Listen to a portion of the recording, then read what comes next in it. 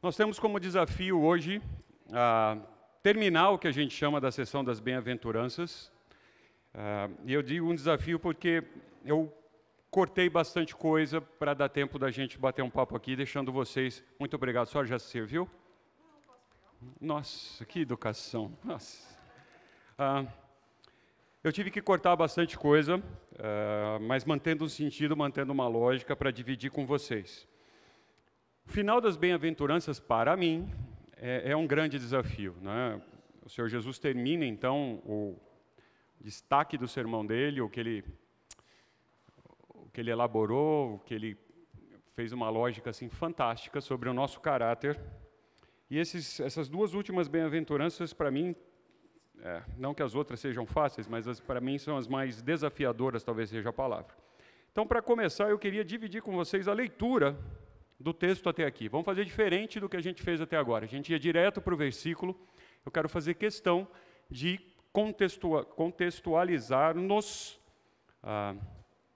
no todo, para a gente não mergulhar direto no versículo. Vendo Jesus as multidões, subiu ao monte e, como se assentasse, aproximaram-se os seus discípulos e ele passou a ensiná-los, dizendo: Bem-aventurados os humildes de espírito, porque deles é o reino dos céus. Bem-aventurados os que choram, porque serão consolados. Bem-aventurados os mansos, porque herdarão a terra. Bem-aventurados os que têm fome e sede de justiça, serão fartos. Bem-aventurados os misericordiosos, porque alcançarão misericórdia. Bem-aventurados os limpos de coração, porque verão a Deus. E agora vem. Bem-aventurados os pacificadores, porque serão chamados filhos de Deus. Bem-aventurados os perseguidos por causa da justiça, porque deles é o reino dos céus. Bem-aventurados sois, quando, por minha causa, vos injuriarem, e vos perseguirem, e mentindo disserem todo o mal contra vós. Regozijai-vos e exaltai, porque é grande o vosso galardão nos céus, pois assim perseguiram os profetas que viveram antes de vós. Vamos lá. Bem-aventurados os pacificadores, porque serão chamados filhos de Deus. Como a gente tem feito de costume, a palavra pacificador que é colocada aqui, quem estava lá estava entendendo que era literalmente, aqui não tem muita discussão, alguém que promovia paz. Então, alguém que era pacífico também podia ser, ou alguém que buscava a paz ao ponto de amá-la. Agora, a visão, às vezes, que a gente tem de pacificador é algo como este. Para quem não sabe, só um detalhe, isso é uma coisa que existia, nasceu como nome de DVD, depois alguns buscaram algo melhor, chamava Blu-ray, era fantástico quando você assistia alguma coisa em Blu-ray, mas o que isso tem a ver com a nossa aula? Nada, né? É só para dizer de onde eu tirei isso. Esse é um filme em que alguém se intitula O Pacificador. O que é um pacificador? Bem-aventurado os pacificadores. O Senhor Jesus está falando isso para nós, para vocês. Você é um pacificador. Se é, o que é? O que é um pacificador? Nick está dizendo que o que mantém a paz. O que mais? Ideias. Negociador. Interessante. Quem disse? Apaziguador. Só para travar minha língua, né? Obrigado. O que mais? Alguém fecha a porta lá, Mauricião? Quem mais? Pacificador. Difícil. Difícil? A definição ou você está tímido? Tímido. Essa bem-aventurança não é, olha que legal, essa bem-aventurança não é uma bênção para as pessoas pacíficas. Já imaginou isso? Não, espera um pouquinho, você acabou de falar que é pacificador, agora como é que não é? A gente viu a palavra lá que significava pode ser pacífico também, como não é? Pois é, eu espero mexer com a sua estrutura até, mas nesses minutos, para tentar mostrá-lo como eu penso. Essa bem-aventurança não é para os pacíficos. Nem para aqueles que anseiam pela paz. Olha que interessante. Mas para os pacificadores. Então tem uma diferença? Tem uma diferença. E é isso que eu quero desafiar vocês a chegar a essa conclusão comigo. Ou não, o que é mais divertido. Ao final, as cabeças começam a fazer assim, tentando encaixar o que eu estou dizendo. Aí eu estou atingindo o meu objetivo. Estou fazendo você pensar sobre o texto. Vale lembrar que o Senhor Deus criou o homem e mulher, uma base nisso, num ambiente de paz. Concordam comigo? Por quê? Muita gente fez assim, concorda, mas por que você concorda? Não, porque você está dizendo, eu entendi, mas qual a razão? Muito bem, qual? Putz, vai tomar o tempo da aula, cortem isso, porque temos, senhor me desculpe, o cardápio não foi exposto, a gente tem aqui uma bananinha sem açúcar, ou uma guloseima qualquer bem baratinha, sem açúcar. Eu vou arremessar, hein, cuidado. Muito bem, não existia o pecado. Era um ambiente de paz. Eu e você não sabemos o que é isso, ok? Nós podemos imaginar, elucubrar, a gente não sabe o que é isso. Pelo menos eu. Se você souber, e eu quero assistir um curso com você, numa boa, eu quero aprender com você, sente ao meu lado, porque eu não consigo entender o que é paz. Eu nunca experimentei a paz.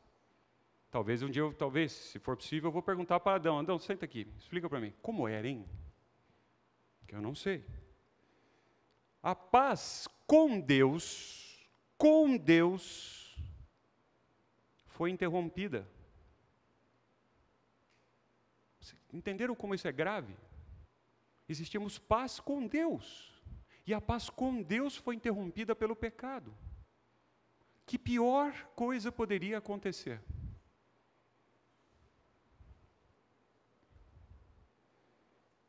Mas, nosso Deus, imediatamente mostrou uma forma de restabelecer essa paz.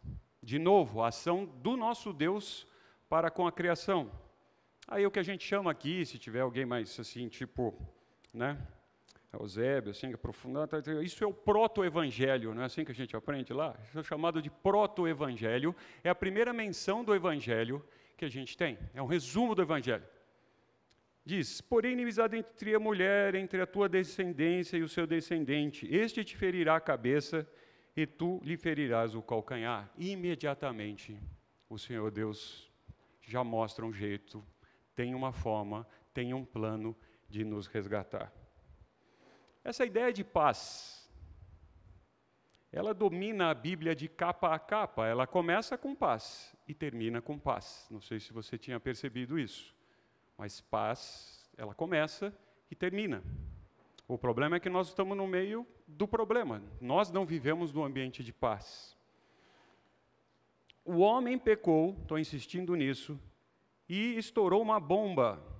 Algo aconteceu e quebrou esta paz no mundo, no universo, no cosmos, na criação, como você quiser. A criação geme por causa do nosso pecado. Então isso foi uma coisa muito ruim.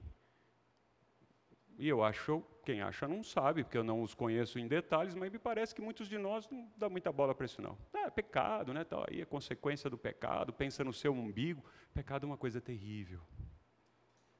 Terrível. Eu entendo que não podia ter coisa pior que a gente pudesse fazer, que é quebrar a paz com Deus. Por meio das palavras do nosso Senhor, aqui, esses dois versículos que nós estamos vendo, ou melhor, nesse versículo especial, Deus está se referindo a um pacificador que é diferente de todos os que vemos nesse mundo. E vocês não falaram, mas eu imaginei que alguém fosse dar uma lista como essa, mas espera um pouquinho. E os estadistas e políticos que buscam a paz? Fazem tratados de paz, a assinatura de documento de paz. Como fica? E os diplomatas? Eles buscam a paz, buscam apaziguar conflito, Alguém disse negociador ou algo semelhante a isso? E eles? Juízes, reis. Está 2 vezes aqui, erro meu. Reis, vencedores do prêmio Nobel. A humanidade dá um prêmio para uma pessoa, prêmio Nobel da paz. E eu estou dizendo que não tem paz? E alguém reconhecido pelo mundo, no mundo, que fez algo que promoveu a paz? Foi criado algo, uma tentativa de ter as Nações Unidas, coisa que não acontece. Não existe Nações Unidas, há um conflito ali de interesses tremendo. Não é? Organizações eclesiásticas. Quantas organizações eclesiásticas dizem e oferecem paz? E aí a sua lista pode ir seguindo conforme você for lembrando. Paz. Paz. Bom, eu gosto sempre de lembrar, quando eu vejo alguma coisa desse sentido, que os pacificadores do mundo, de onde nós vivemos, têm um registro de falhas terríveis. Eles são ruins. Eles não são perfeitos. Eles não buscam a verdadeira paz. Não tem paz.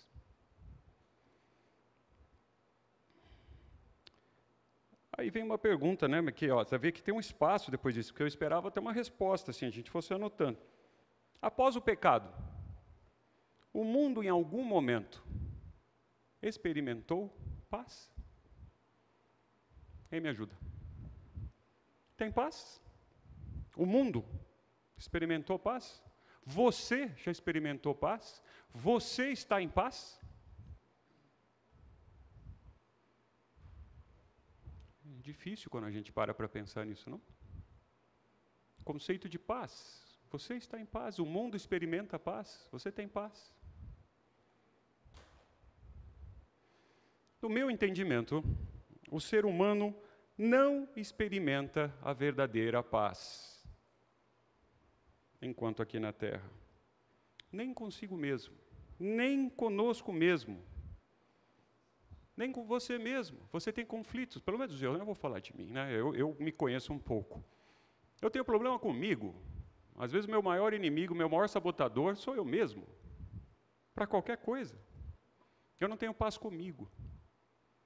Nós não experimentamos a verdadeira paz. Nós não sabemos o que é isso, nós já nascemos sem paz. Então a gente não sabe como é viver diferente. Então é difícil. Eu entendo que é difícil.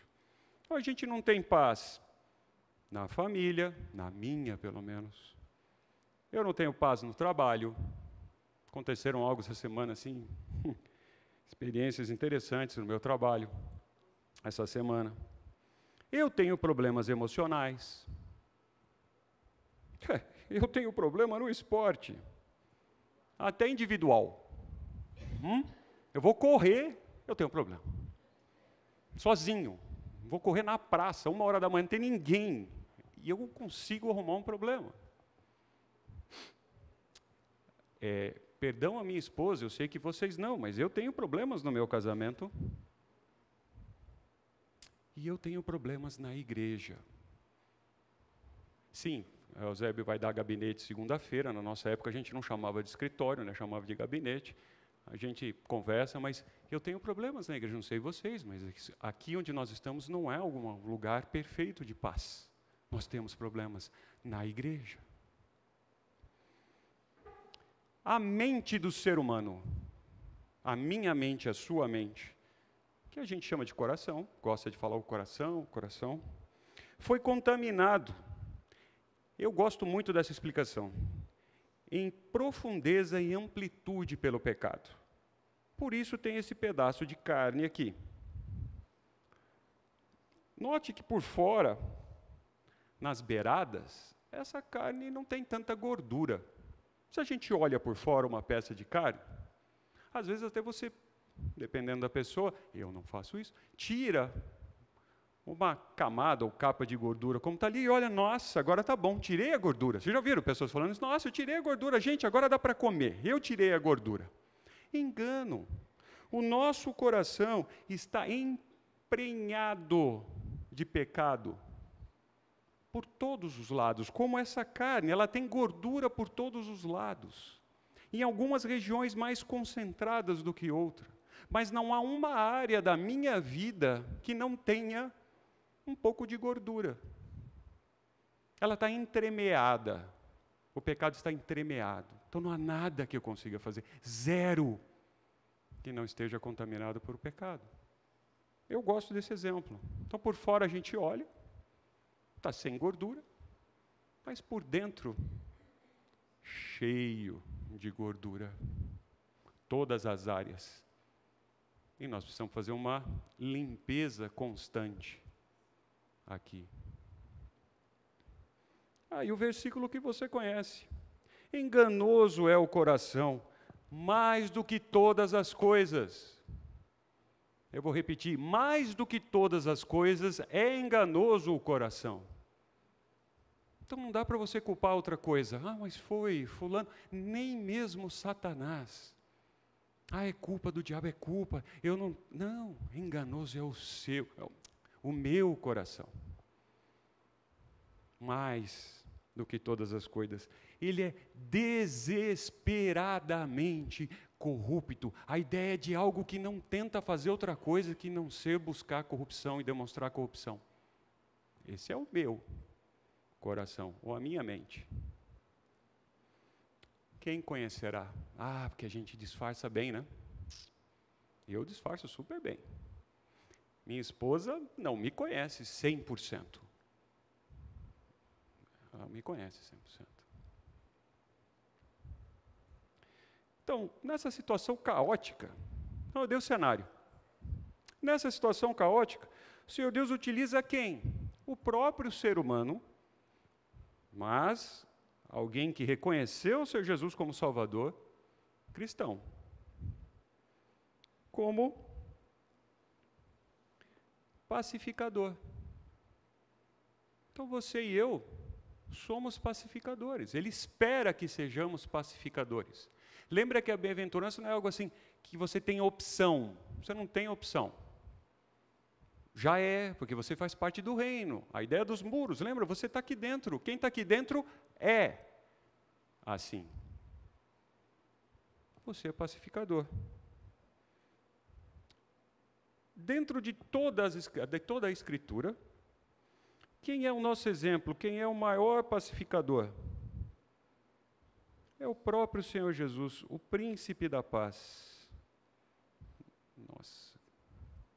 Ele é o príncipe da paz. Ele é o príncipe, ele é a autoridade maior. Nós não estamos no reino.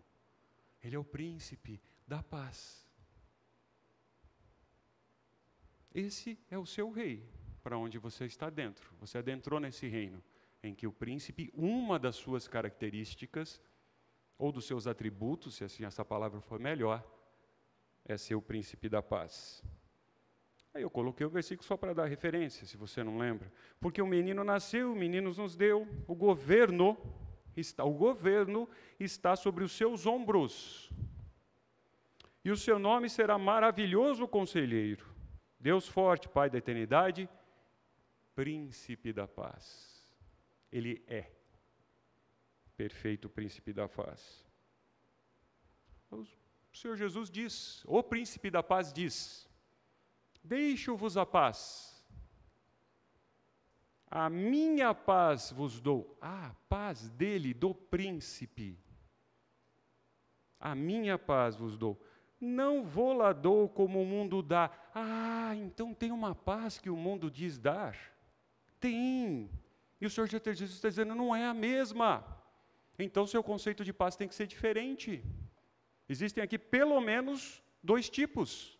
O que o Senhor Jesus dá e o que o mundo se propõe a dar. Não se turbe o vosso coração, nem se atemorize.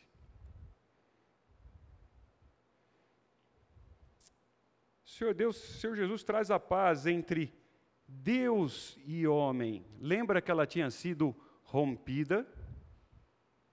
O Senhor Jesus une-nos novamente a Deus. E Ele nos dá a chance de voltar a ter paz com Deus.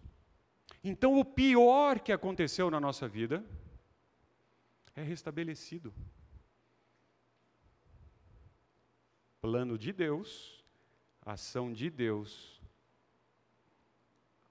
através do Senhor Jesus, eu volto a ter paz com Deus. Que mais que eu preciso? Me conta, que mais que você precisa? Você restabeleceu o que mais era importante para você, o pior que tinha. Você tem a chance agora de tê-la de volta, num plano do soberano Deus. Que mais que nós precisamos? O Senhor Jesus faz a paz, se é possível, entre homem e homem. Então é possível voltar a ter paz com meu irmão, com outro homem? É possível. Removendo o pecado e trazendo os homens para um relacionamento correto com Deus. Esse texto é bem grande, eu tive que cortar com um lamento. Marque aí, estude depois com bastante calma. Faça isso. É muito legal. Tem coisa que é legal e tem coisa que é super legal. Essa aqui é super legal. Estude.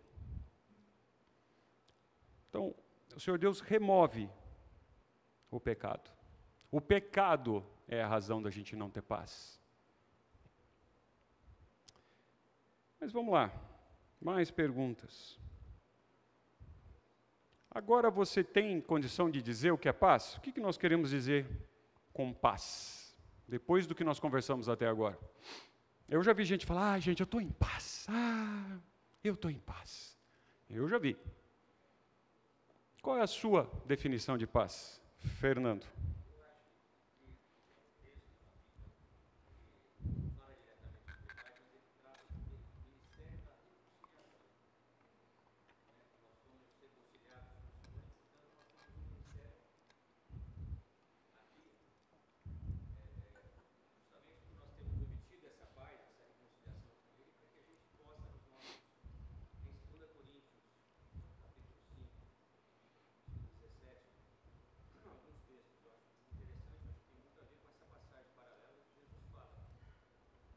Resumindo, o Fernando está dizendo aqui, é uma pena que todos não ouviram,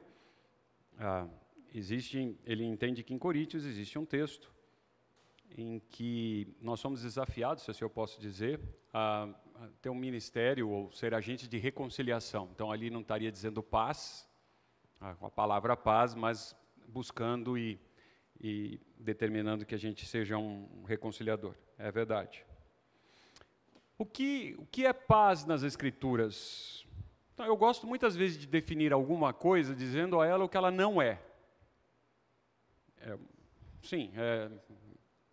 só um jeito, né? Então, paz não é falta de conflito. Não é falta de conflito. Mas o que é paz, então? A presença da justiça que leva a relacionamentos corretos. Isso é paz. Nós já temos a definição de justiça, nós já conversamos sobre justiça. Então, paz não é falta de conflito. Se você espera não ter conflito para dizer que está em paz, nesta vida aqui, querido, eu lamento. Não vai ter. Paz é trazer justiça, ou uma justiça, que se aproxima, dois lados em amor. Isso é paz. É o que Deus fez conosco. Ele aproximou dois lados em amor. Paz não é algo sem custo. Paz custa. E às vezes um preço que a gente não pode pagar. Foi o que Deus fez por nós. Eu nunca poderei passar perto de pagar. Paz, a verdadeira paz reflete a verdadeira justiça. Só tem um jeito da gente ter a verdadeira paz, a verdadeira justiça. E nós não experimentamos nesse mundo a verdadeira justiça. Nós estamos nesse período entre paz, e nós estamos num momento em que não temos paz aqui.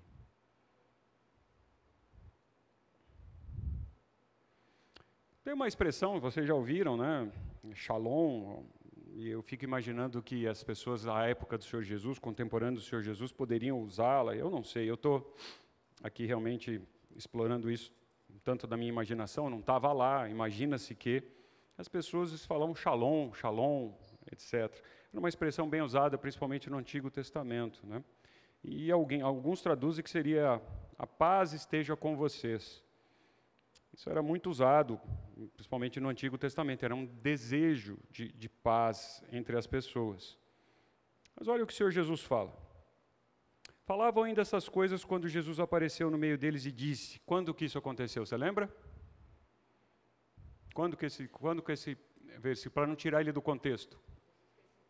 Jesus ressurreto, andando, o Senhor Jesus apareceu e disse o quê? Paz seja convosco. Ele deu um outro sentido. Eu gosto de pensar, que o Senhor Jesus está dizendo aqui, ó, paz aqui, ó, eu estou convosco. Paz seja convosco, ó, eu estou aqui. A perfeita paz, o príncipe da paz está aqui. Esse é o novo significado do shalom. Eu estou aqui, ó. Você pode experimentar, eu estou aqui. Eu gosto de imaginar isso. E as pessoas não entenderam. Mas hoje é mais fácil, né? A gente está olhando o passado. Quem disse que eu entenderia? A mesma coisa acontece. Ao cair da tarde daquele dia, o primeiro dia da semana, trancadas as portas da casa onde estavam os discípulos, com medo dos judeus, veio Jesus, pôs-se no meio deles e disse de novo, paz seja convosco. Eu estou aqui, a verdadeira paz está aqui. Que outra paz? Eles estavam com medo dos judeus. A verdadeira paz está aqui. Eu sou a verdadeira paz. Fantástico. Fantástico. Então, queridos, a meu pensamento de paz. Paz não é a ausência de conflitos, mas a possibilidade de não ter Deus como inimigo. Cara, o pecado nos tornou inimigo de Deus. E eu tenho a chance de restabelecer a relação com Ele e voltar a ter paz. Com Deus, que mais eu preciso? Quem somos nós para ser inimigos de Deus? Assim, as boas novas de Jesus, o Evangelho que ele estava pregando, são a maior mensagem pacificadora. Essa é a boa nova do Evangelho. O cristão compartilha a sua fé, fundamentalmente, sendo um arauto. Eu gosto dessa palavra, mas é nada mais que um emissário, um mensageiro de paz, um pacificador. Então, quando é que você é um pacificador? Em que momento? Agora você sabe. Quando você prega o Evangelho, quando prega, eu também não gosto muito. Quando você compartilha, quando você divide, quando você anuncia as boas novas, dizendo, você pode voltar a ter paz com Deus. Seu maior inimigo. Ora, tudo provém de Deus, que nos reconciliou consigo mesmo por meio de Cristo, e nos deu o ministério da reconciliação. Eu não dei o chocolate para ele, porque ele estragou o texto antes, né? O ministério da reconciliação.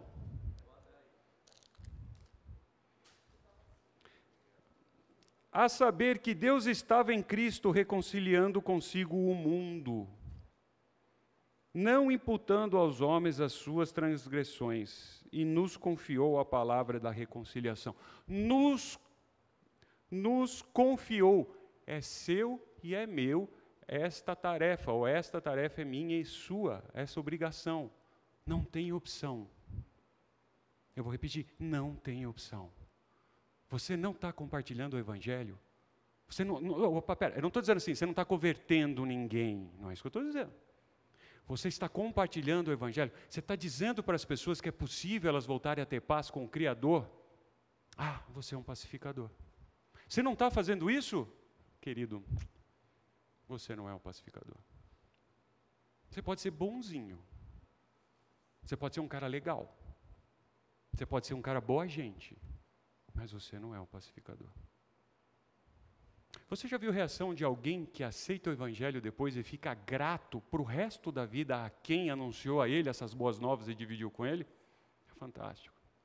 E você ter o privilégio de ter sido o instrumento, o emissário, o arauto dessa mensagem? Deus usou você, que privilégio! Isso é ser um pacificador. O apóstolo Paulo, em Isaías, diz: como são belos nos montes os pés que anunciam as boas novas. Lembra, o Senhor Jesus não está trazendo nenhuma novidade. As boas novas do Cristo, do Cordeiro Perfeito, já estava previsto. O público que ali estava ouvindo, em teoria, tinha condições de ter conhecimento disso. Não é novidade. O texto diz, as boas novas anunciam a paz. Então, lá no passado, quem anunciava que iria vir um Cristo, o Messias viria, ia morrer naquela cruz, anunciava o quê? Paz. Voltava a ter paz com Deus. No entanto, não há nada no contexto aqui desse versículo que está restringindo a pacificação do evangelho a um ambiente de paz. Eu tentei escrever isso assim, eu acho que não ficou bom, vale uma revisão. Mas assim, o que eu quero dizer para você é o seguinte: então tem um problema, e eu anuncio o evangelho e tudo se resolve. Nenhum momento eu vi isso nas Escrituras. A situação da pessoa, no momento, se resolve. Ela não tem mais conflito, é um ambiente de paz. Porque eu já vi pessoas tentando adaptar esta verdade, esse anúncio, ao público que vai ouvir. Se eu falar de verdade que essa pessoa está condenada, que ela está separada de Deus e que ela precisa... gente, eu estou falando olha com quem é, olha quantos cursos ele tem, olha o conhecimento que ele tem. Não, eu preciso dar uma ajeitada aqui na mensagem. Eu sou um mensageiro. O mensageiro teria que dizer o que foi dito. Ele não é a mensagem, ele é o mensageiro, é o arauto. Mas a gente faz algumas adaptações, não é verdade? Porque, fala a verdade, eu vou lá falar isso para a pessoa, eu vou contar isso para ela, deixa eu dar uma adaptada. E eu já vi gente mentir, mudar, distorcer as boas novas de uma forma que está errado. Então, o mensageiro passa a não entregar a mensagem correta. Esse mensageiro é passível de punição. É a mesma coisa que o carteiro. Vocês não sabem mais o que é carteiro, né? Vamos imaginar que existe um vírus, agora indo para o mundo digital, em que eu mande uma mensagem eletrônica, no meio do caminho ela distorce o texto e entrega para outra pessoa algo que não foi o que você escreveu. Você ia querer isso? Não, espera um pouquinho. Eu dei o send aqui, eu apertei o botão, toquei no botão, é para ir para o outro lado que eu escrevi. Eu não admito que alguém mude minhas palavras. Mas a gente faz isso com Deus. Quer distorcer, quer dar um jeitinho na mensagem. Para ficar mais palatável, mais gostosa. Nós achamos que nós entendemos disso. E vamos mudar o texto. Porque a mensagem do Evangelho traz problema. É confuso, né? Nós estamos falando de paz, agora é problema. A mensagem do Evangelho trazer a paz, agora você está falando de problema. Por isso que eu estou falando que para mim é difícil, ao mesmo tempo divertido no bom sentido. Eu gosto de arrazoar, de pensar, e ficar pensando, e ficar pensando. Veja o texto. Não penseis que vim trazer a paz à terra. Espera um pouquinho, mas era o príncipe da paz. Agora ele está dizendo que o príncipe da paz não vai trazer paz. Eu pus o texto, porque se eu falasse isso, eu ia falar, não, isso é louco. Está dizendo, o Senhor Jesus está dizendo, não vim para trazer paz, mas espada. Epa, naquele ambiente, espada é guerra. Talvez ataque. Não quero entender que é defesa. Não, é a espada da fé que eu me defendo. Não é, eu não entendo assim que aqui é um momento de defesa. Aqui é de ataque. Pois, o Senhor Jesus dizendo, pois vim causar divisão entre homem e o seu pai. Mas acabou de dizer que a mensagem do Evangelho, quando você vai lá, o príncipe da paz, quem é o pacificador, junta as pessoas, e o príncipe da paz está trazendo divisão. Eu espero que ao final vocês resolvam isso para mim. Entre homem e seu pai, entre filho e sua mãe, entre a nora e sogra, isso é fácil. Assim os inimigos do homem serão os da sua própria casa. Entenderam? O Evangelho chega na pessoa e a pessoa tem problema em casa. Não é no trabalho, não é na escola, em casa, com seu ente mais próximo ele passa a ter problema. Supondes que vim para dar paz à terra? É isso que você espera que eu vim fazer aqui? Não! Eu vou lá afirmo, antes divisão. Porque daqui em diante estarão 5 divididos numa casa. Aqui é só um exemplo, não é? 3 contra 2 ou 2 contra 3. Estarão divididos. Pai contra filho, filho contra pai, mãe contra filha, filha contra mãe, sogra contra nora e nora contra sogra. Vai ter divisão. E você é um agente pacificador. É difícil. O discípulo do Senhor Jesus deve ser um pacificador, sendo, ou num sentido mais amplo. É que nós entendemos, então, que ter paz é eu não brigar. Eu juntei o casal, eles estão em paz, não tem mais paz. Eu fiz. Não é isso. Você não consegue, eu não consigo isso. Não foi para isso que a mensagem foi feita.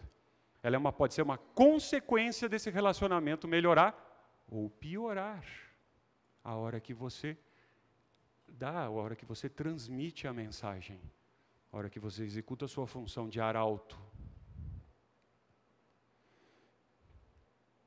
Ora, você deve apresentar todas as características mostradas no versículo anteriores, por isso que eu fiz questão de ler no começo.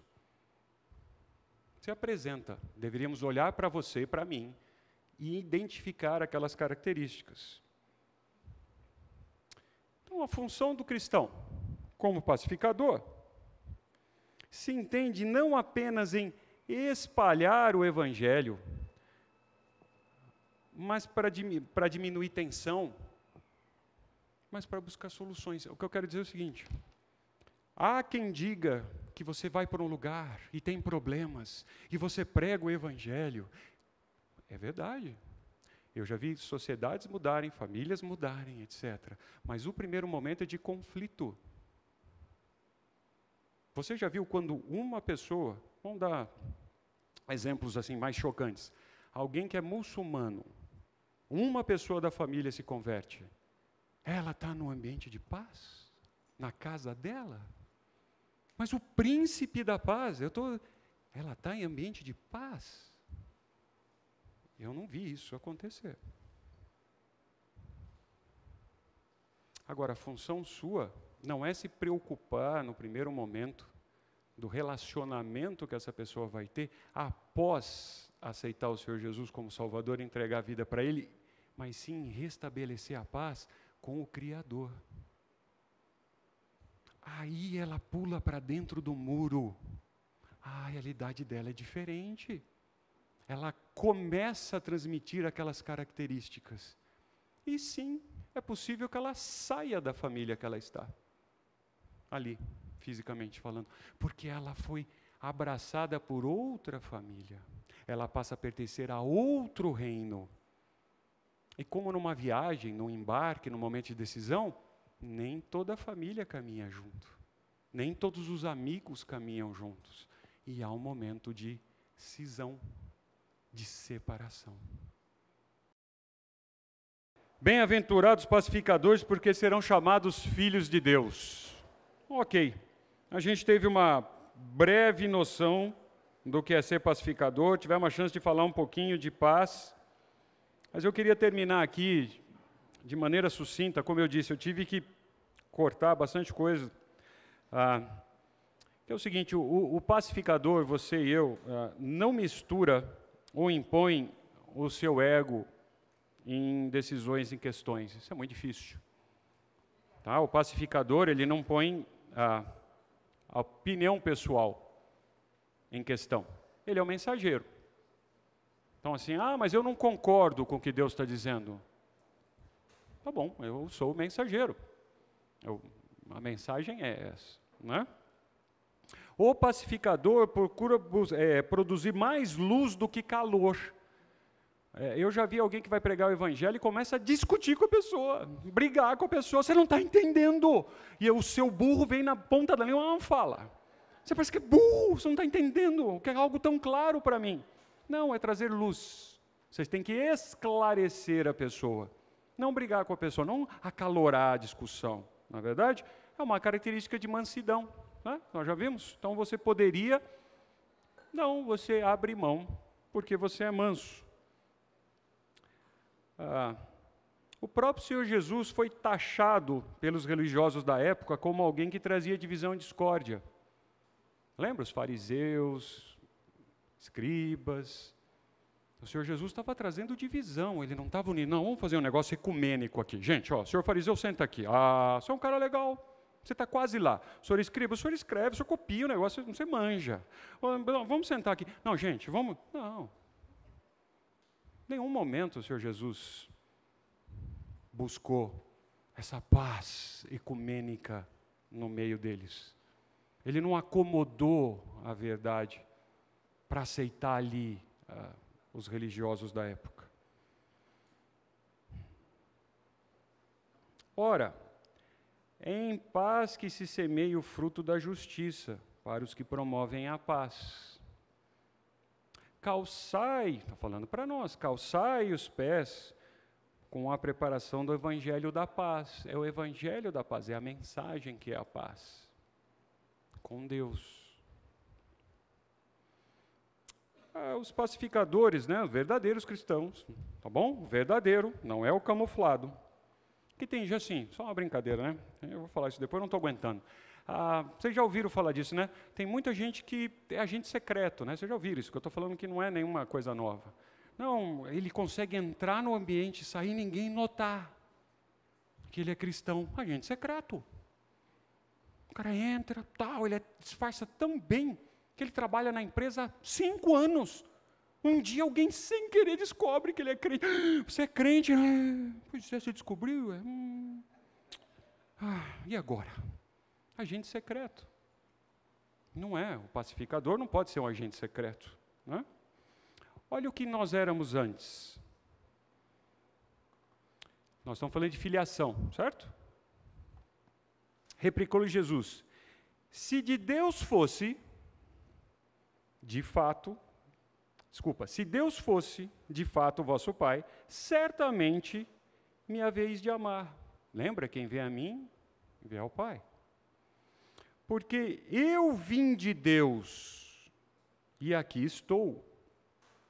Pois não vim de mim mesmo, mas Ele me enviou. Qual a razão por que não compreendeis a minha linguagem?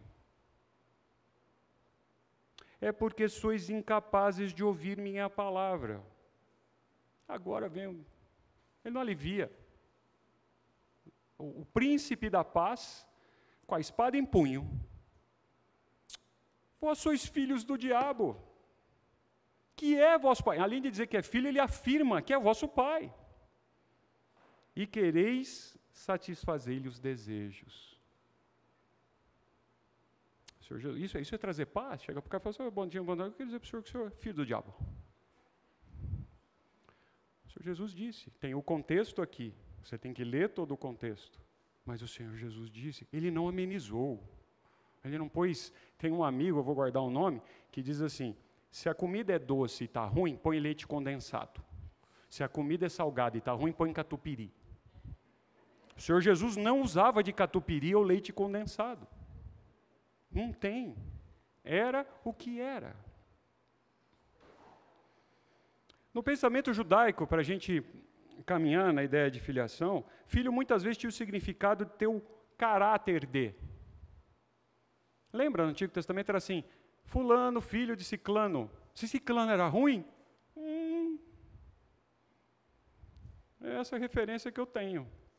Se ele era bom, o Senhor Jesus, na filiação dele, mostra toda a filiação do Senhor Jesus e passa por pessoas que tiveram problemas.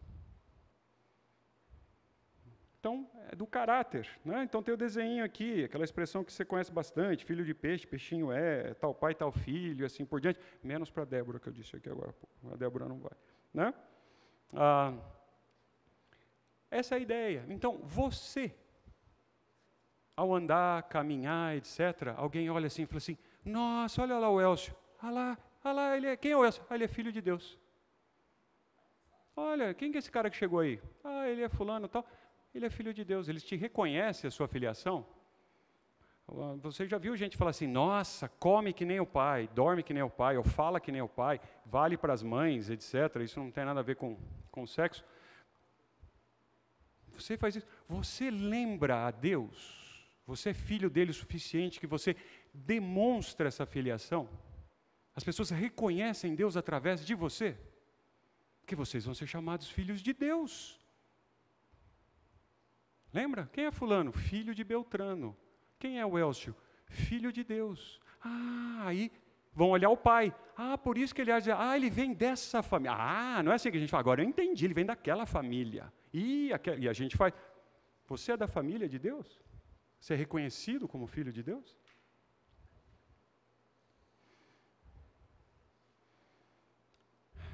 É melhor, em amor, você dar a verdade, a luz da verdade, obrigado, para que os conflitos sejam resolvidos em sinceridade.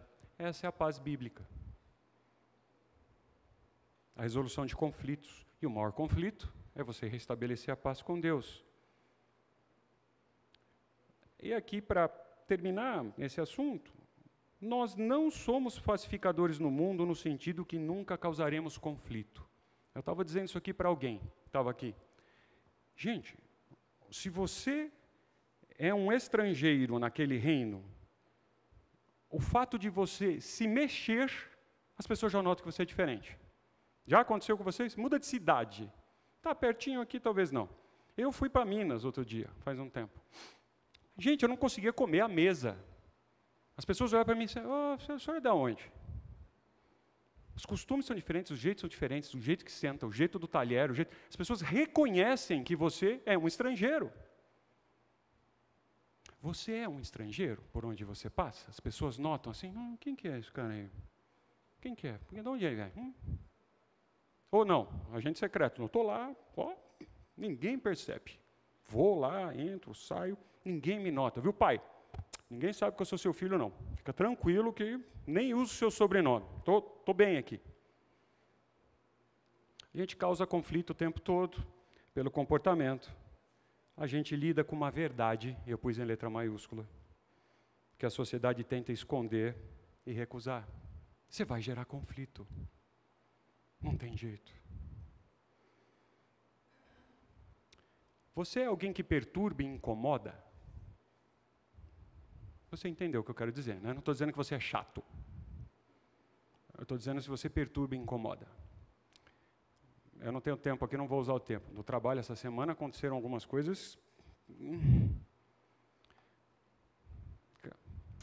pois é, então. Queria só um exemplo, queria que eu assinasse e desse o ok num relatório, numa coisa, encurtando a história, que eu vi que estava errado. Mas a pessoa que errou porque ela errou. Não é maldade, não é uma ideia de falsificar ou de suborno, não, nada disso, errou. 2 mais 2 estavam dando 5. Você errou, corrige aí. Cara, não posso corrigir porque você vai fazer isso. É o senhor, vai. Precisava do meu visto. Cara, eu não posso. Aí você vai travar tudo, nós vamos ter que voltar tudo, fazer isso. Quantos a gente fez e deu certo? É esse aí, cara. Todo mundo assinou. Está faltando a sua. Fulano, está certo. Não é isso que nós estamos discutindo, nós estamos falando o seguinte, o processo está parado. Cara, eu não vou assinar. Nós vamos ter que levar esse assunto à frente. Eu não vou assinar. Está errado. Se eu não tivesse visto que estava errado, eu ia ser responsável do mesmo jeito, certo? Mas eu não vi, eu sei lá. Sou ruim, tá vendo? Sou bem ruim. Estou dando desculpa para mim mesmo. Agora, eu vi. Então, meu comportamento já causa problema. Mas eles têm que me reconhecer. Por que ele não assinou? Ele vem daquela família lá, ó. Ele é filho de Deus. Esses filhos de Deus fazem isso, cara. Dessa família, de onde eles vêm, esses caras estranhos aí, eles não fazem isso, nem adianta. Eles não fazem isso. Porque ele é bom? Não, é filiação. Costume lá da casa dele. É assim, lá na casa dele, de onde ele vem, da família, eles não fazem. Puxa, então não dá para conviver com ele nesse ambiente ruim, né? Nem convida, porque ele não faz. Eu não estou dizendo que sou melhor que vocês, estou dizendo que é um esforço consciente, é duro, é difícil. O gostoso era assina, todo mundo assinou, assina Eu não sou melhor, mas eu sou filho do meu pai. Como é que eu vou assinar o negócio? Então a recompensa do pacificador é essa. É ser chamado e reconhecido como filho de Deus. Então, se você é agente secreto, queria dizer para você que você está em contraposição ao desejo que o seu pai quer. Ele quer que todo mundo saiba de que família você veio. Ele quer que todo mundo perceba que ele é da sua família. E não o contrário. Ele não precisa que você acomode a verdade dele, suas ações, atos, etc., como arauto. Ao contrário. Ele quer que seja percebido como um filho dele. E você vê isso, então, como um privilégio de ser reconhecido como filho de Deus, em vez de você falar, que droga, os caras lá vão falar agora. Puxa, não, que legal, reconheceram, olá, me viram lá. Acharam, eu não estou escondido, eles viram uma diferença em mim. Porque eu sou filho dele, porque eu estou seguindo, não sou eu. Eles viram. Estão vendo o meu pai através de mim. Acho que isso é difícil, né? Pelo menos para mim. Então, reflita. Como discípulo, súdito desse reino, você reflete o maravilhoso caráter pacificador do Pai Celestial e é reconhecido como filho do rei? Esse é o meu desafio para você. Vamos lá. Se estava difícil para mim, agora piora. Bem-aventurado, ou bem-aventurados os perseguidos. A gente acabou de falar de paz. Agora o Senhor Jesus vem falar de perseguição. Bem-aventurados os perseguidos por causa da justiça, porque deles é o reino do céu. Bem-aventurados sois quando sempre, esse sempre é meu. Tá bom? É meu. Sempre, por minha causa, vos injuriarem e vos perseguirem, e mentindo, disserem todo o mal contra vocês. Sabe o que a palavra todo mal significa? Isso, 100%. Todo mal. Não exclui nenhum. Regozijai-vos. Peraí, eu estou passando por isso e o que eu tenho que fazer é lamentar. Tu me persegue, está ruim, estão mentindo para mim. Nossa, não, regozijai-vos e exultai, porque grande é o vosso galardão nos céus. Olha, porque assim perseguiram os profetas que vieram antes de vós. Então não é novidade de novo. Você está sendo perseguido, as coisas estão ruins para você? Conta algo de novo. Conta alguma coisa que eu não sei. É esperado. Eu coloquei uma fotinho aqui para dar a seguinte ideia. Imagina que essas pessoas aqui que vão enfrentar essa perseguição, que estão sendo colocadas aqui para os leões, isso aconteceu. Imagina que elas teriam a opção de correr, de fugir. Mas esses perseguidos que nós vamos olhar aqui, eles se dispõem a ser perseguidos. Interessante, eles não fogem da perseguição. Eles enfrentam a perseguição, voluntariamente.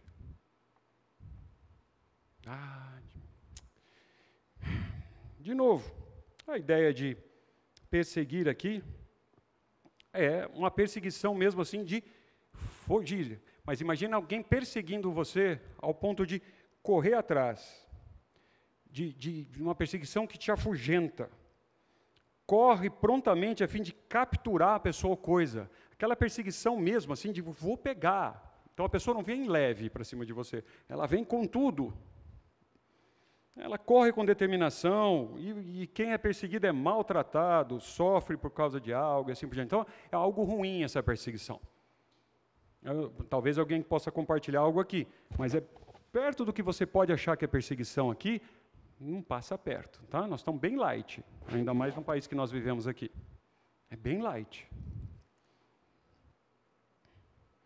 Entenda, como eu estava dizendo, os perseguidos não fogem da perseguição. Ele não é agente secreto, lembra? A gente acabou de ver. Então a perseguição vem, você que é filho de Deus, você... Não, Pedrão, lembra Pedro? Não, senhor, não, você conhece? Não, nunca ouvi falar, não, eu não andei com ele, não. Não, o verdadeiro filho de Deus não foge da perseguição. Ele enfrenta a perseguição. Mas algumas pessoas me perguntam isso, eu vou tentar responder logo. São uma ou duas bem-aventuranças que a gente tem em seguida do texto aí. Você pode ter, espero que você tenha pensado isso, na hora que a gente leu, se são uma ou são duas. Minha forma de pensar, do jeito que eu gosto de entender, é que é uma só, e essa é tão difícil, é o meu jeito, tá? Isso não está escrito na Bíblia. Que o Senhor Jesus dá uma colher de chá e dá uma explicada. Essa aqui eu vou dar uma explicada porque está pesada, eu vou dar uns exemplos aqui, deixa eu explicar. Então é uma bem-aventurança só. O versículo 10 mantém o padrão que a gente está, entre aspas, aí, acostumado a ver. Já o versículo 11 ele começa a dar o motivo dessa perseguição. Ele começa a explicar o motivo. Nas outras ele não explica. Nessa daqui, na minha opinião, e o Senhor Jesus deixou como última, porque é um crescente, no meu ponto de vista, é a mais difícil. Ele foi deixando a coisa, chegou imagina se ele inverte. Você já tentou inverter? Faz exercício, inverte as bem-aventuranças, parece que não dá uma liga. Não funciona, né? Agora, essa bênção é restrita àqueles. O que o texto diz? Bem-aventurados os perseguidos por causa de Deus, porque deles é o reino. Bem-aventurado os perseguidos, não são todos os perseguidos. Alguém é perseguido. Pegaram o detalhe? Não quer dizer que todos são. Alguns são. E quem é, ou quando está sendo, não foge. É um detalhe bem interessante. Aí o versículo 12 explica, né? O motivo da perseguição, exemplifica e mostra a recompensa. É assim que eu entendo o texto. Tá? Lembra que versículos, etc., não é inspirado, né? Essa divisão de versículos, etc., e capítulos não tem inspiração. É algo que a gente colocou como humanos nas Escrituras para ficar fácil a gente navegar por elas. Veja, 1 Pedro diz, mas ainda que venhas a sofrer, ainda que venhas a sofrer, então assim, pode ser que você não sofra, há uma condicional aqui. Bem-aventurados sois. Então não é porque você está sofrendo por causa da justiça que você não é bem-aventurado. Mas note, por causa da justiça, é por esse sofrimento. Nós já vimos a ideia de justiça, conceito de justiça. Não vos amedronteis, portanto, com suas ameaças, nem fiqueis alarmados. Mas é por causa da justiça. Amados, não estranhei o fogo ardente que surge no meio de vós. É aqui na igreja, tá? No meio de vós, aqui em qualquer lugar que você esteja, aqui também. Destinado a provar-vos, como se alguma coisa extraordinária vos estivesse acontecendo. Quer dizer, você está vendo? Espera um pouquinho, você está acontecendo isso? O que está acontecendo demais? Já esperado. O que tem de extraordinário? Fora da ordem, extraordinário. Nada, isso é ordinário. É esperado que aconteça. Você está surpreso por quê? Você vai ser perseguido. Pelo contrário, está acontecendo, eu estou certo, eu estou na linha, alegrai-vos, na medida em que sois coparticipantes do sofrimento de Cristo. O Senhor Jesus padeceu, passou por tudo, foi perseguido, mataram. E só porque você não foi convidado para a festa, porque você é filho de Deus, você está, isso é perseguição? Oh, eu queria ter ido, mas não me convidaram porque eu sou crente. não sou da turma. Essa é a perseguição. E se isso for para você relevante, é esperado. É ordinário, não é extraordinário. Mas vai acontecer.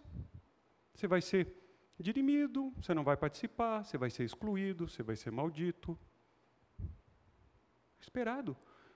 Você é coparticipante do sofrimento do Senhor Jesus? Você entendeu o sofrimento do Senhor Jesus? Você já parou para ler? Qual é o plano que Deus fez de salvação? Quanto isso custa? E você tem o privilégio de ser coparticipante. Eu sou filho dele, eu vou sofrer as mesmas coisas que meu pai. É um privilégio. Exultai. Está funcionando. Eu não sou agente secreto. Quem são os perseguidos? Conta para mim.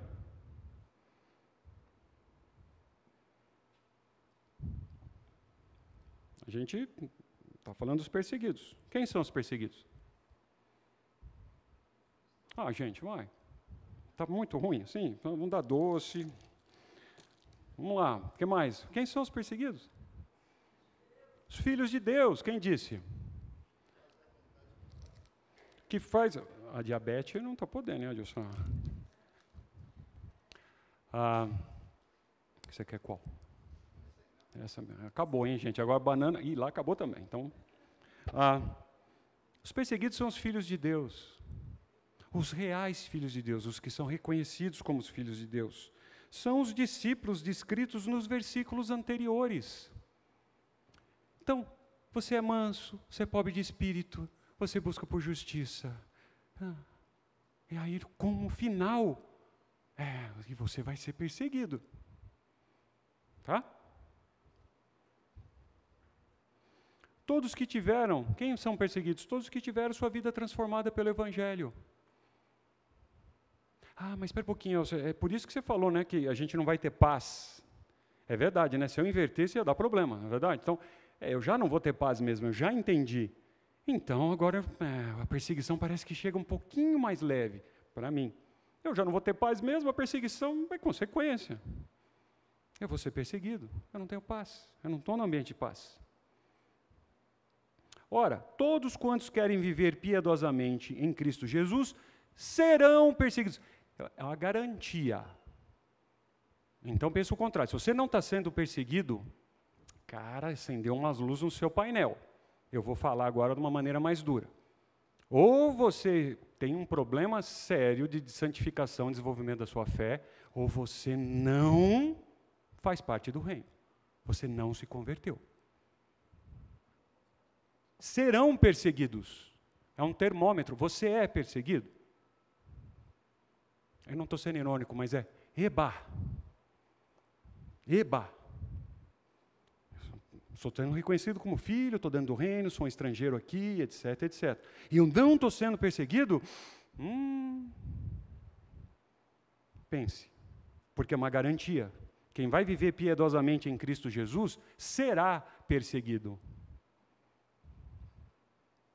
Porque foi concedida a graça, olha a concessão que deu para você e para mim. A graça de padecer por Cristo, e não somente creres nele. Viu, senhor agente secreto? Não é na sua intimidade, não, eu estou bem com Deus, eu resolvo aqui, não estou bem, eu e Deus, não. Foi dado a graça concedida de você padecer por Cristo. Então, os cristãos descritos aqui nesta passagem são aqueles que são determinados a viver como Jesus viveu. Você e eu, nós somos determinados, você tem um esforço consciente, você acorda, sua mente, você exercita, você foca em viver como o Senhor Jesus viveu, independente se o seu cônjuge está gostando ou não. É desse jeito. Pode ser que seu cônjuge não goste de uma atitude que você fez, mas essa atitude está na justiça, você está fazendo como o Senhor Jesus está dizendo, você está sendo reconhecido ali, você está sendo perseguido pelo cônjuge, porque você está sendo um filho de Deus de verdade. Lembra? Você é perseguido por causa da justiça, por causa de Deus. Não porque você queria ver aquele canal, não porque a comida estava assim, não porque a roupa estava assada, não porque você não tem um carro, não porque você não limpou a casa. Não, não é gostinho. É por causa da justiça. Eu aprendi, quando eu tive meu primeiro filho, a minha filha, a saber o quanto o pai é um egoísta. Eu estava perseguindo a minha filha, porque num momento, 3 horas da tarde de um sábado, ela na sala, ela brincando, e eu querendo que ela fizesse silêncio, você está me desrespeitando porque eu estou assistindo a TV. Não, é egoísmo tremendo, isso não é justiça, não é nada. É egoísmo tremendo. Brigando com a minha filha porque ela estava sendo criança. Não, é meu gostinho. Isso não é justiça de Deus. Não, quando você está praticando a justiça de Deus, as verdades de Deus. Mesmo no lar cristão que você vem, se você vem de um lar seguro, entre aspas, você enfrentará crítica em algum lugar. Se não for mesmo dentro do seu lar, da porta da rua para fora. Você é filho de Deus, você não é daquele reino, você é um alien ali, você é um estrangeiro. A recompensa por ser perseguido por causa da justiça, é o reino. Não, mas então inverte, né? É porque eu sou do reino, eu sou perseguido. Isso. É isso que está dizendo. Não é assim, eu preciso fazer algo, ser perseguido para estar no reino. Não. Você vai ser perseguido porque você é de lá. Então, quando eu era mais jovem, a ideia de bullying era um pouco diferente do que é hoje. Nós não vamos entrar nesse conceito aqui agora, mas todo mundo que era estrangeiro, de outra nacionalidade, era batizado com esse nome. Era o alemão, o russo, o polaco, o colombiano, o paraguaio, não era assim? Você deveria ser batizado como o cristão, o discípulo de Cristo. Lá vem o crente. Antigamente falavam isso, via os bíblias. Nós sabemos o que é isso, né? Deus Fernando, assim, tem uns jovens aí que não sabem. Os bíblia, lembra? Eram os bíblias. Você era marcado, rotulado, você era reconhecido por seus bíblias. Você é reconhecido? Veja, é reconhecido. A pessoa vem, percebi, eu reconheço. Ou seria esta bem-aventurança um teste para todas as outras bem-aventuranças? Interessante. Seria essa bem-aventurança um teste final? Então, assim como uma pessoa, né, deve ser pobre de espírito para entrar no reino, ela também será perseguida por causa da justiça, se entrar no reino. Então, é consequência, querido. Eu estou insistindo. A perseguição é um bom sintoma. Não é um mau sintoma. Mas perseguido não porque você é chato, não porque você é inconveniente, não porque você é desonesto, não porque você é ladrão, não porque você burla as leis, não porque você não respeita o seu vizinho. Não, você vai ser perseguido por ser filho do Pai e praticar a justiça dele. Entendeu a diferença? Porque tem muito crente que é chato. Tem muito crente que não cumpre regra de trânsito. Tem muito crente que não paga os impostos. E aí ele é perseguido. Eu estou sendo perseguido. Não, você está sendo punido mesmo. Eu estou falando quando você é perseguido por causa do reino que você vem. Essa é a perseguição boa. Ok? Então, essa bem-aventurança, meu ponto de vista, final, torna-se uma das mais penetrantes de todas. Se o discípulo de Jesus nunca experimentou qualquer perseguição, nunca experimenta qualquer perseguição, pode se perguntar com justiça, onde a justiça está sendo exibida na sua vida? Se não há justiça, nem conformidade com a vontade de Deus, como que você é do reino? Não cola, não dá lastro, não funciona. Estar ao lado ou seguir ao Senhor Jesus implica em ser perseguido. Implica. Se isso, então aquilo. Você é? Então não é perseguido. Você não é perseguido? Então você não é.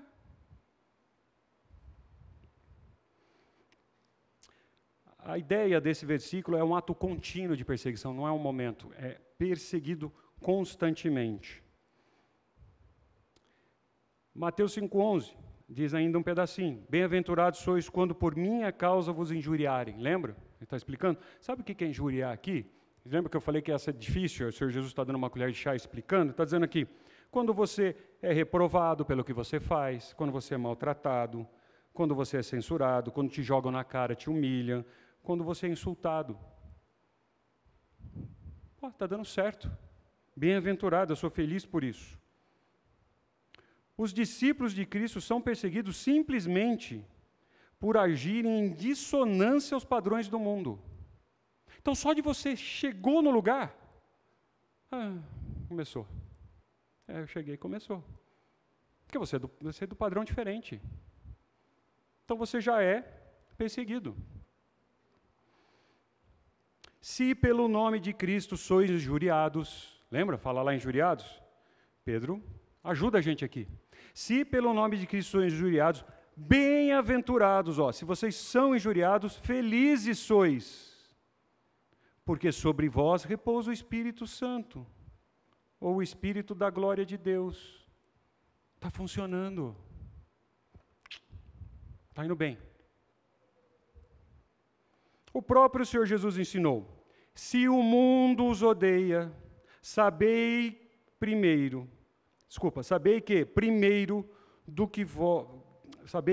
que a vós outros me odiou a mim. O mundo está odiando vocês? Cara, eu fui o primeiro da fila. Eu sei o que vocês estão passando. Odiou a mim. Se vós fosseis do mundo, vocês são do outro reino, vocês estão para lá, o mundo amaria. Como toda a vida não sois do mundo, pelo contrário, você não é, dele vos escolhi, por isso o mundo vos odeia. Então o mundo te odeia, você é perseguido? Estou no time do Senhor Jesus, desculpa, eu não estou sendo banal. Eu estou no time certo, estou jogando certo, estou na posição certa, estou no lado certo. O mundo não está me odiando, eu não estou sofrendo perseguição? Acendeu uma luz no seu painel.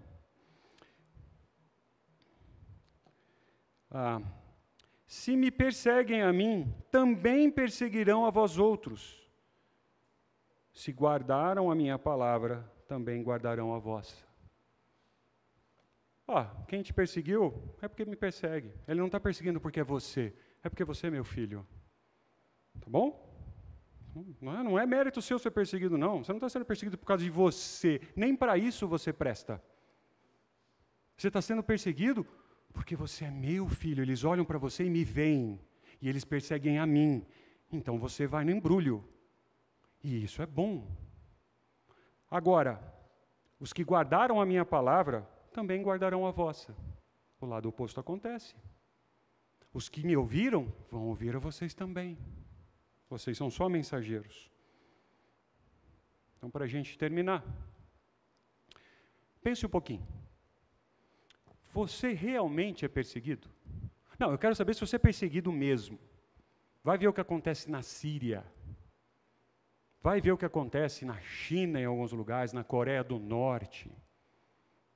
Você não sabe o que acontece lá. Hoje a gente tem um negócio que chama internet. Dá para você ver algumas coisas que antigamente, nesse tempo aqui que o Senhor já estava dizendo, era impossível saber. Hoje a gente consegue ver. Você vai ver o que é ser perseguido. Acabar com a sua família, acabar com você, com seus bens, acabar com tudo que você acha que é seu, né? Então, aí tem um conceito de mordomia. Acabar com tudo. Isso é ser perseguido. Você é perseguido? Então tem um grau de perseguição? Sim. Tem um grau. Mas tem que existir. Por qual motivo ou razão você é perseguido? Como eu disse, porque você é chato, desculpa. Tá? Você é chato. Não, aí você é perseguido porque você é chato. Porque você rouba, porque você não paga os impostos, porque você não trabalha direito, porque você chega atrasado. Você é mau motorista, você é mau estudante, o professor me persegue. É isso, né? Eu já brinquei com isso. Quando a gente tira a nota boa, eu tirei. Quando a gente tira a nota baixa, o professor deu. Não é isso? Então, eu sou perseguido por esse professor. Não, você está estudando mal mesmo. Você está sendo ruim no trânsito, por isso que você está levando multa. A polícia não está te perseguindo, a autoridade de trânsito não está te perseguindo, é que você está ruim mesmo no trânsito. Não é essa a perseguição. Eu quero saber se te perseguem pela sua fé, porque notam que você vem de outro reino, porque notam que você é de outra família. Aí você está sendo perseguido. Injustamente. Mentem, falsificam, falam mal contra você. Ah, mas fizeram isso com o Senhor, né?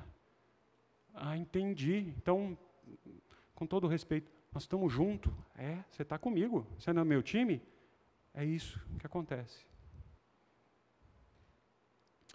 E nessa situação, nós estamos terminando esse bloco de bem-aventuranças. Você é feliz? Nós terminamos as bem-aventuranças. Você é bem-aventurado? Macarios, você é feliz a todo tempo? 100%?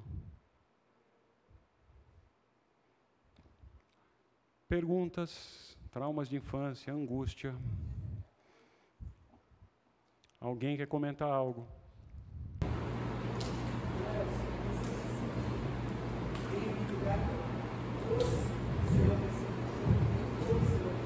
Nem todos são perseguidos a todo tempo, e nos graus diferentes.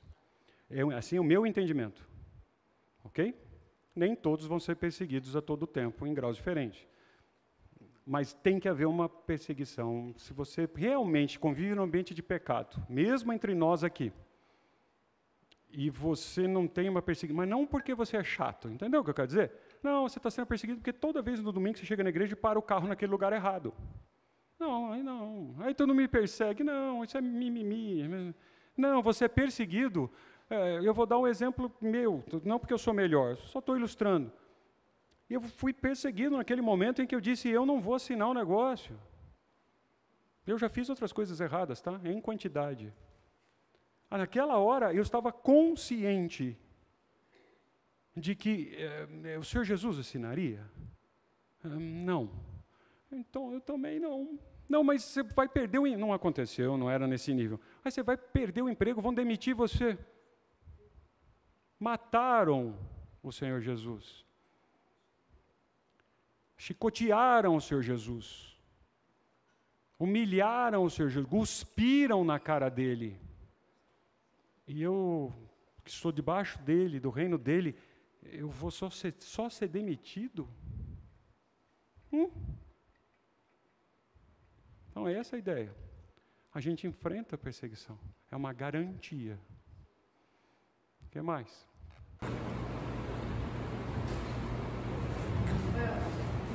Só lembrando que a Bíblia relata Atos, porque os discípulos se alegraram, Então, isso que Pedro está falando, ele viveu na